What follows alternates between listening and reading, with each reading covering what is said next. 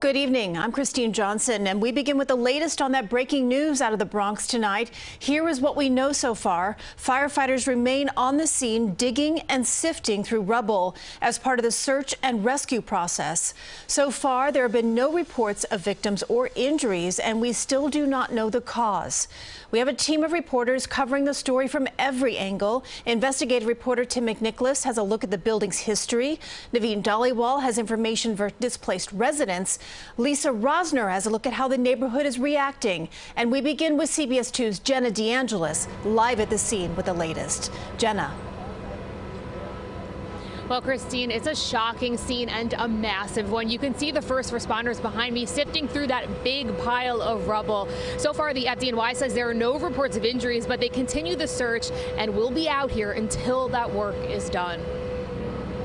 Surveillance video shows people walking along the sidewalk when suddenly part of the building collapses and some start running for their lives.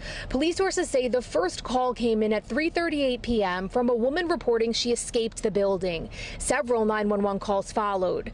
The FDNY says it responded to 172 West Burnside Avenue in a minute and 36 seconds. We immediately evacuated the building, got all the residents out, and started to concentrate on the debris pile in front of the building, working that and trying to search for any victims. From drones to canines and FDNY ladders, first responders are using all the resources needed in the search. We're tunneling in to that debris pile as safely as we can. Firefighters right now are in a dangerous position. We don't know what caused this corner of the building to come down, and we don't know if any more of it's going to come down. But we're searching for life, and that's our main objective at this time. Officials say utility companies were brought in to shut off power and gas in the building, which was evacuated. The collapse exposed people's homes. You can see a bed, clothing, appliances in the 7-story building, which was built in 1927. The main floor is businesses. And because of video observation, we were able to have a preliminary review and communication with the owner of the store.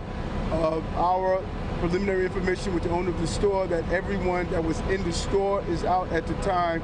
The FDNY says it has special training for incidents like this, and they won't stop until they've reached the street below the rubble. It's really important to enforce that this is an ongoing operation. So our members behind me as we speak are still conducting search and rescue, and they will do so until we either find someone or confirm that there is no one under that rubble.